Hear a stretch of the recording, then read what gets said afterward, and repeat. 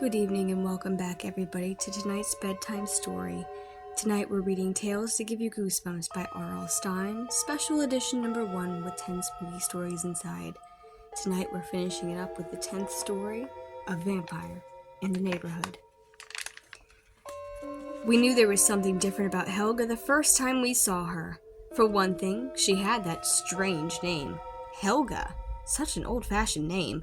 Helga looked old-fashioned too. She wore the same black skirt to school every day, old-looking and kind of worn with no style at all. My friend Carrie and I were sitting in the back of Miss Wheeling's 6th grade class the first day that Helga came to school. "Check her out, Maddie," Carrie whispered, motioning with her eyes. I turned to the front of the room and stared at the timid-looking girl talking with Miss Wheeling. With her tight black ringlets of hair and her pale gray blouse tucked into her black skirt, the girl looked as if she had stepped out of an old movie. "This is Helga Nugenstorm," Miss Wheeling announced. "She is new to our school, and I'm sure you will all make her feel at home." Helga lowered her eyes to the floor. Her skin was so pale as if she had never seen the sunlight, and she was wearing black lipstick. Black lipstick. "She was weird," Carrie whispered. "Well, she's kind of pretty," I replied. "I'd never seen anyone who could look like that." Later, Carrie, Yvonne, Joey, and I took our usual table in the lunchroom. The 4 of us are really good friends, and we've been friends for a long, long time. We sit together in the lunchroom every day. "Did you see the new girl?" I asked. The 4 of us were tossing an apple back and forth across the table to each other. "Isn't she weird?" Carrie asked. Yvonne and Joey nodded. "She's so pale, but she wears that yucky black lipstick," Yvonne said. "Maybe she isn't wearing lipstick," Joey joked. "Maybe those are just her lips." "Do you know where she lives?" I asked, catching the apple and tossing it to Joey. She moved into the Dobson house," Yvonne replied. "I was walking by and saw her moving in." Carrie, Joey, and I gasped in surprise. The apple fell out of Joey's hands and rolled away. The Dobson house stood all by itself on the edge of the Culvers woods. The house had been empty forever. "What a creepy old house," Carrie said. "Did you see Helga's parents?" Yvonne shook her head. "No, it was kind of strange.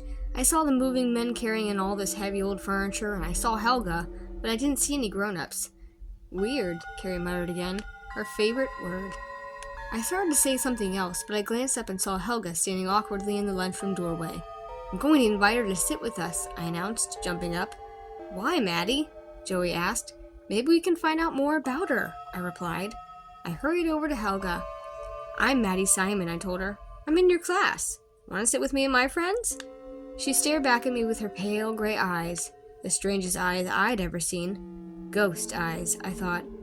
"No, thank you," she replied. Her voice was soft and whispery. "I never eat lunch." She's a vampire, we decided. The 4 of us were always searching for vampires. "Helga has to be a vampire," Carrie declared. "She never eats, she looks so old-fashioned, she keeps totally to herself, and she looks as pale as death." It was 3 nights later, and we were crouched across the road from the old Dobson house, Helga's house. A long, low hedge stretched along the dark street. We hid behind the hedge, huddled together and whispering. We couldn't help ourselves. We had to spy on her. We had to find out the truth. The creepy old house rose up in front of us, pale in the light of the full moon. Behind the house, the trees of Culver's woods shook and shivered in the wind. "Where is Helga?" Yvonne whispered. "The house is totally dark." "She's in there," I replied, my eyes on the black windows. "She's in there, in the dark." "Weird," Carrie whispered. "I tried to talk to her in school today," Joey reported, "but she walked right past me. She wears those heavy black shoes, but her footsteps didn't make a sound." "Why would anyone move into this horrible old house?" Carrie said. "It's far from town, nothing but woods all around." "For privacy," I replied. "Vampires crave privacy." The others giggled. I thought I saw something move in the window, a gray shadow against the blackness. "Come on, guys," I whispered. "Let's take a closer look." We crept across the road, and the silence was eerie. The only sound was the soft, steady whisper of the wind whistling through the trees. The old house seemed to grow darker as we approached it, and we pushed through all the tall weeds that blanketed the front lawn. Moving silently, we huddled against the big front window, pressing ourselves against the damp, moldy shingles. "Give me a boost," I whispered to Joey, "so I can look through the window." Be careful, Maddie, Carrie warned. Helga might see you. I ignored her warning. I had to take a look. I was just so curious. Joey and Yvonne helped lift me. I grabbed the stone windowsill with both hands and hoisted myself up just high enough to see in. And then I stared in through the dust-smeared glass into a vast dark living room. A pale square of moonlight poured in through the window. I could make out a long couch, wooden and stiff-looking, and 2 old-fashioned chairs. I nearly toppled to the ground when I saw Helga. "She's in there!" I whispered excitedly to my friends. "I can see her, standing in the dark, in front of a tall mirror." "Does she have a reflection?" Joey whispered. "Check it out, Maddie. Does she have a reflection?" I narrowed my eyes, trying to focus on the darkness. Vampires don't have a reflection, I knew. Did Helga have a reflection? It's too hard to see, I told my friends. Helga turned suddenly towards the window. She seemed to be staring right at me. "Let me down quick," I demanded, and I slid to the ground. "Did she see you?" Carrie asked, her dark eyes wide with excitement. "I don't know," I told her. "I hope not." "Why is she there in the dark?" Joey asked. Did she have a reflection? Was she walking or floating? Questions I couldn't answer. "We'll come back tomorrow," I said. The 4 of us met there every night. We hid behind the long hedge and spied on Helga's house. We peered into the windows. We crept around the back and tried to see through the kitchen. Some nights we spied a dim light in the upstairs window, and most nights there was no lights on at all. Some nights we saw Helga inside the house, always alone, and we never saw her parents. We never saw anyone else. My friends and I became obsessed with Helga, with finding out the truth about her. I tried to talk to her in school, but she stared back at us with those wintry gray eyes and never even pretended to be friendly. I invited her to come with us to the basketball game in the gym on Friday night, but she said she didn't like basketball. We tried to get invited to her house, and one day Joey asked if we could come over to her house and copy her history notes. Helga said she wouldn't be home that night. "Then how about tomorrow after school?" Joey insisted. "It's not a good night," Helga replied mysteriously. She wore the same black skirt every day, and she never changed her hairstyle. Her black ringlets hung down around her pale face. One day, on an impulse, I grabbed her hand. We were standing side by side in a hall at school, waiting to get into the auditorium. I couldn't help myself.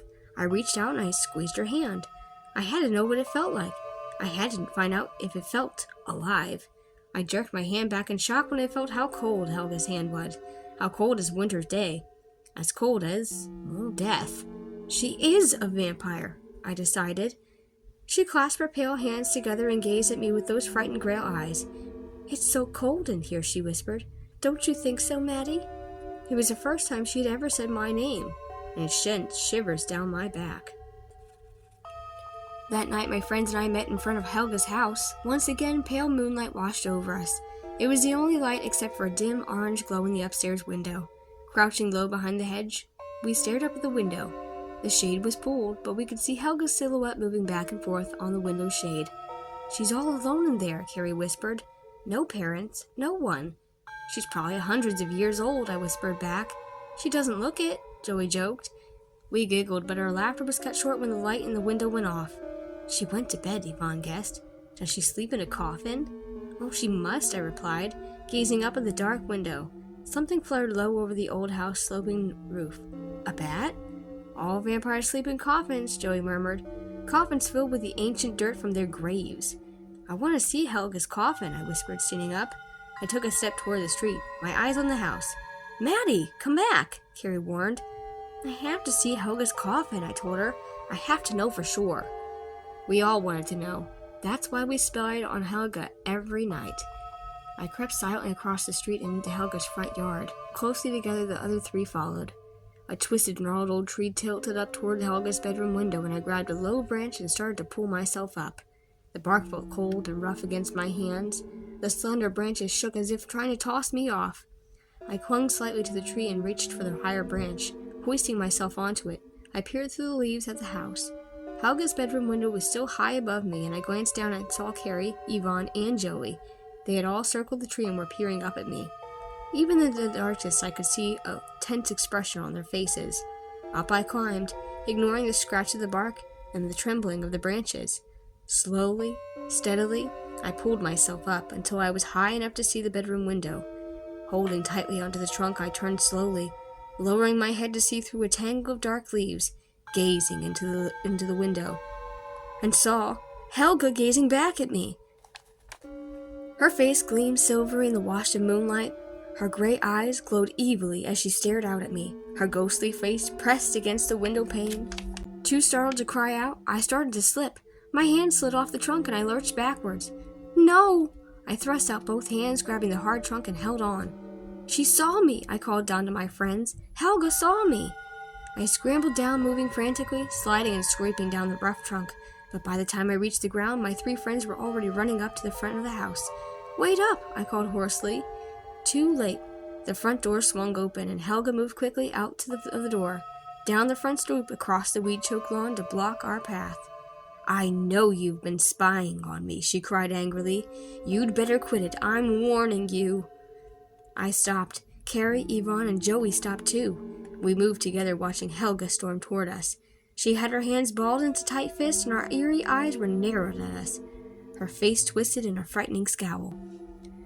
My friends and I huddled there in the middle of the dark yard. The trees whispered and shook, the tall weeds swaying all around us, and then 2 words just burst from my mouth. Helga, are you a vampire? I just blurted out the question without even thinking. Are you a vampire? She moved closer, her gray eyes glowing. Yes, she whispered. Show us your fangs, I demanded. A strange smile spread slowly over Helga's face. No, she replied. You show me your fangs. I hesitated for a second, and then I lowered my fangs. Then Carrie, Yvonne, and Joey lowered their fangs too. Our fangs slid easily out over our lips down to our chins. We grinned expectantly at Helga. Your turn, I said, but to my surprise, Helga stumbled back and let out a frightful squeal. I was just joking, she cried. I thought you were just joking too. No way, I told her. We weren't joking. We're vampires. Me, Carrie, Yvonne, and Joey. All 4 of us are vampires. We were so disappointed about Helga. We had such high hopes. But we knew what we had to do. We formed a tight circle around her and then we moved in. The mystery about Helga had been solved. In a few minutes, she would be a vampire. Like us, too. The end. Thank you so much for staying with me as we've read this terrifying tale before bed. If you like what we are doing here, reading these stories before bed, I ask that you feel free to subscribe and like this video. Come back for more content later. If you're also wanting to support me a little more, I have a Patreon. The link is in the description below. And I also do have a merchandise Etsy store that you can purchase from. The link is also in the description. I appreciate every one of you who has tuned in and who has continued to support me along the way.